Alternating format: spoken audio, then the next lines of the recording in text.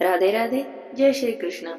आप सभी को अश्विन मास की संकष्टी चतुर्थी की बहुत बहुत शुभकामनाएं। आइए हम सुनते हैं चौथ माता की कहानी। बोलिए चौथ माता की जय हो, गणेश भगवान की जय हो। किसी गांव में एक बुढ़िया माई रहती थी। बुढ़िया माई का एक बेटा था। बुढ़िया माई बहुत गरीब थी। उनका बेटा जंगल से लकड़ी काट कर लाता और उसी को बेचकर दोनों माँ बेटा अपना गुजारा करते। बुढ़िया माई बड़ी धार्मिक वृत्ति की थी। वह नियम से सभी देवी देवताओं का पूजन करती और चौथ माता का व्रत किया करती थी। बुढ़िया माई का बेटा जो भी लकड़ी काट कर लाता उसमें से वह दो लकड़ी अलग रख लेती। चौथ का दिन आता तो उन्हें बेचती और उन्हीं से पूजा का सब सामान मिलाती और भोग का भी सामान ले आती। आटा घी शक्कर लाकर 4 लड्डू बनाती। एक लड्डू चंद्र देवता को अर्पित करती, एक गणेश भगवान को अर्पित करती, एक अपने बेटे को खाने को देती और एक से अपने व्रत का पालन करती। इस तरह से बुढ़िया माई हर रोज चौथ का व्रत करती थी। हर चौथ का व्रत करती थी। एक दिन की बात है कि बेटा पड़ोसन के यहाँ कुछ लेने चला गया तो देखा कि पड़ोसन तो चूरमा बना रही थी। तो उसने पड़ोसन से कहा कि क्या बात है, आज कोई त्योहार है जो आप चूरमा बना रही हो? तो पड़ोसन ने कहा, हाँ बेटा, त्योहार तो है पर मैं तो आज ही चूरमा बना रही हूँ। पर तुम्हारी माँ तो हर महीने की चौथ को हर महीने बनाती है। क्यों? क्या तुम्हें खाने को नहीं देती?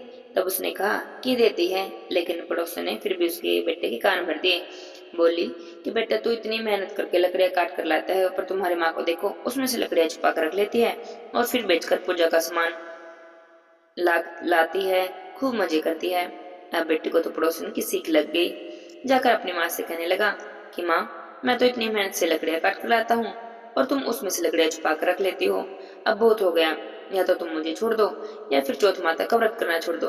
तब बुढ़िया माई कहने लगी कि बेटा, मैं तो यह सब व्रत तुम्हारे लिए ही करती हूँ। तुम्हें छोड़ सकती हूँ लेकिन चौथ माता का व्रत ना छोड़ूंगी। तो बेटे ने कहा, ठीक है माँ, फिर मैं ही घर छोड़कर जा रहा हूँ। अब बेटा घर छोड़कर जाने लगा तो बुढ़िया माई बोली कि बेटा, तू जा तो रहा है लेकिन ले, मेरे हाथ से है चावल ले जा। जब भी तुझे कोई संकट पड़े तो चौथ माता का नाम लेकर अपने चारों तरफ है चावल डालकर बैठ जाना। चौथ माता तेरी रक्षा करेंगी। अब उसके बेटे को इस बात पर विश्वास तो था नहीं, लेकिन फिर भी उसने अपनी माँ के हाथ से चावल ले लिए और घर से निकल गया। अभी थोड़ी दूर ही गया था कि एक बड़ी भारी नदी मिली। पार जाने का कोई रास्ता नहीं था। उसने सोचा कि अगर मैं इस नदी को पार करने लगा तो मैं इसमें ही डूब जाऊंगा। तो उसे अपनी माँ की बात याद आ गई कि जब भी संकट पड़े तो तू चावल बिखेर कर चौथ माता का नाम लेकर बैठ जाना। उसने तो चावल बिखेरे और चौथ माता का नाम लेकर बैठ गया और कहने लगा कि हे चौथ माता, अगर आप सच्ची हो तो मुझे रास्ता मिल जाए। अब उसकी माँ उसी के लिए तो चौथ माता का व्रत करती थी। तो चौथ माता की दया हुई और उसे पार जाने का रास्ता मिल गया। आगे चला तो एक घने जंगल में पहुंच गया। बहुत ढूंढता रहा पर बाहर जाने का रास्ता नहीं मिला। अब तो उसे डर लगने लगा कि अगर मैं यहीं फंसा रहा तो जंगली जानवर मुझे खा जाएंगे। तो उसने कुछ चावल के दाने बिखेर दिए और चौथ माता का नाम लेकर बैठ गया। चौथ माता, अगर आप सच्ची तो मुझे इस जंगल से बाहर निकालो। अब इस तरह से जब उसने चौथ माता से प्रार्थना की तो उसे बाहर जाने का रास्ता भी मिल गया। चलते चलते एक नगर में पहुंचा। अब इतना चल लिया था तो थक भी गया था और उसे भूख भी लगी थी। तो उसने सोचा कि कहीं पर रुककर कुछ खा पी लेता हूँ, थोड़ा आराम कर लेता हूँ। तो एक घर के अंदर गया। देखा तो बड़ा ही अजब नजारा था। एक बुढ़िया माँ रोटी जा रही है और पूड़े बनाती जा रही है। उसने जाकर बुढ़िया माँ से पूछा कि काकी, क्या बात है, तुम रो भी रही हो और पूड़े भी बना रही हो? तो बुढ़िया माई बोली कि बेटा, यह पूड़े तो मैं अपने बेटे के लिए बना रही हूँ। मेरे बेटे को पूड़े बहुत पसंद है और रो इसलिए रही हूँ कि वह आज आखिरी बार मेरे हाथों के पूड़े खाएगा। तो उसने पूछा, क्यों, ऐसा क्या हो गया? तो वह कहने लगी कि हमारे यहाँ का नियम है, जब भी आवा लगता है तो एक आदमी की बलि दी जाती है। आज मेरे बेटे का नंबर है। अभी थोड़ी देर में ही राजा के सिपाही आएंगे और उसे ले जाएंगे। तो वह कहने लगा, माई देख, मुझे बहुत जोर से भूख लगी है। तू एक काम कर, यह पूड़े मुझे खिला दे और तेरे बेटे की जगह राजा के सिपाहियों के साथ मैं चला जाऊंगा। अब बुढ़िया माई तो उसका मुंह देखने लगी। यह क्या है, कह रहा है, आवे में बैठने को कह रहा है और कह रहा है कि मैं चला जाऊंगा। तो वह कहने लगी कि बेटा, तू पूड़े तो खा ले, कोई बात नहीं, पर कम से कम बात तो ढंग की कर। मैं आवे में बैठने को कह रही हूँ, इनाम लेने को नहीं बुला रही। तो कहने लगा, हाँ हाँ मुझे पता है, मैं भी आवे में बैठने के लिए ही चला जाऊंगा। तू बस मुझे पूड़े खिला दे, मुझे बड़े ही जोर से भूख लगी है। अब बुढ़िया माई ने उसे पेट भरकर पूड़े खिला दिए उसे तो पूरे खाकर नींद आने लगी। बोला कि मैं थोड़ी देर के लिए सो जाता हूँ, जब राजा के सिपाही आए तो मुझे जगा देना। अभी आधी रात को राजा जी के सिपाही आए। अब बुढ़िया माई सोचने लगी कि पराया पूत है, बड़ा भोला लड़का है, इसे जगाऊं या ना जगाऊं। अब तो यह तो आत्महत्या करने पर ही तुला हुआ है। अभी वह सोच ही रही थी, कितने में खड़का सुनकर उसकी नींद खुल गई। तो उसने पूछा कि राजा के सिपाही आ गए क्या? तो कहने लगी कि हाँ आ गए। तो कहने लगा ठीक है, फिर मैं चलता हूँ। जाते जाते बुढ़िया माई से बोला कि ले मेरी लाठी और यह गठरी रख ले, जब मैं वापस आऊंगा तो इसे ले लूंगा। अब उसका मुंह देखे बुढ़िया माई तो अंदर ही अंदर हो ही जाए, यह तो बड़ा ही भोला लड़का है, इसे तो यूं भी नहीं पता कि हवा में से कोई जिंदा नहीं आता।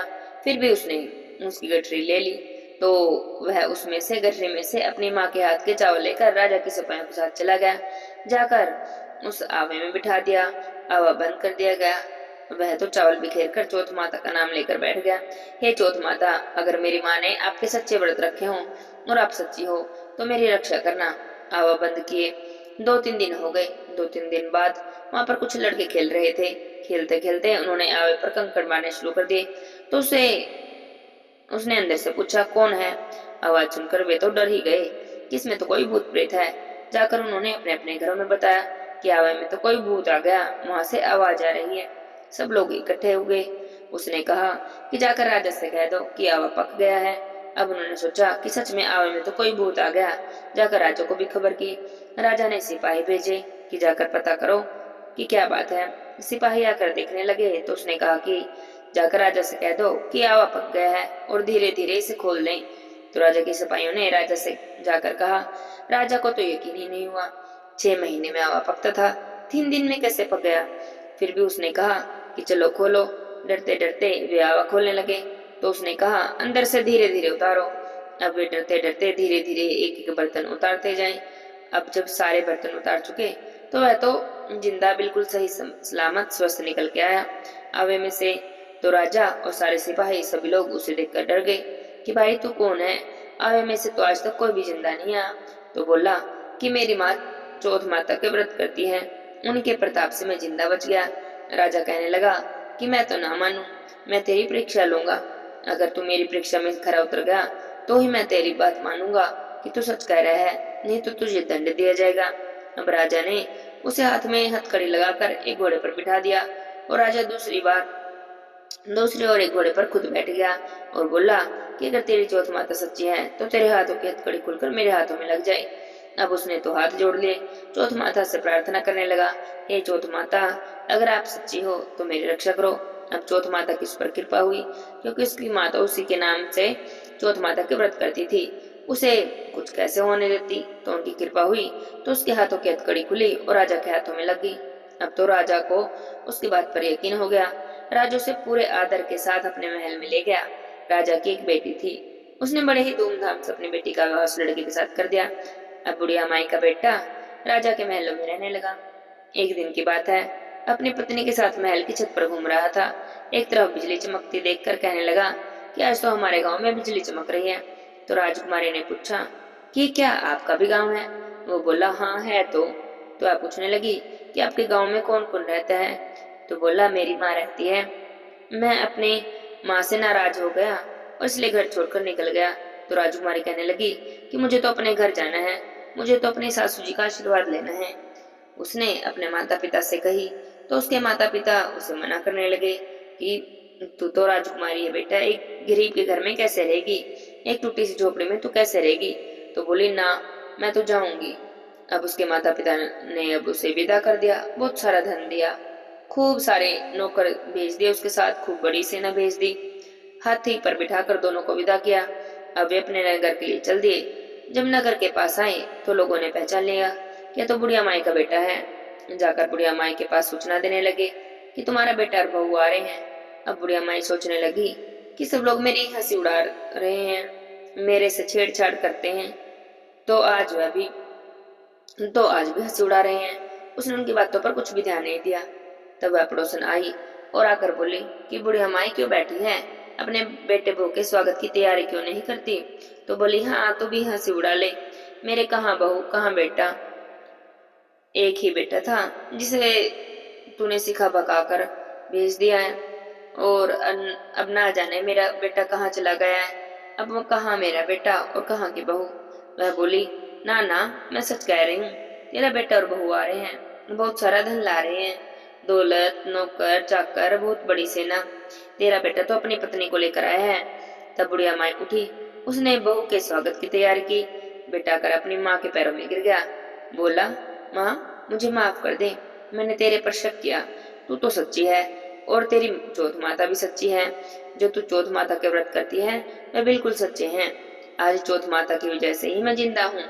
तब बुढ़िया माई अपने बेटे से मिली, बहू से मिली, बहुत खुश हुई। पूरे नगर में ढिंडोरा पिटवा दिया कि सभी लोग चौथ माता का व्रत किया करो। चौथ माता की कृपा से सबके घर में खूब धन संपत्ति हो गई। चौथ माता ने सब पर कृपा की, सभी के बच्चों की रक्षा की। हे चौथ माता, जैसे आपने इस बुढ़िया माई पर कृपा की, जैसे उसके बेटे की रक्षा की, ऐसे ही सब पर अपनी कृपा बनाए रखना और सभी के बच्चों की, सभी के संतानों की सदा ही रक्षा करना। सभी के घर में खूब धन संपत्ति देना, सबके घर में भंडारे भरे रखना।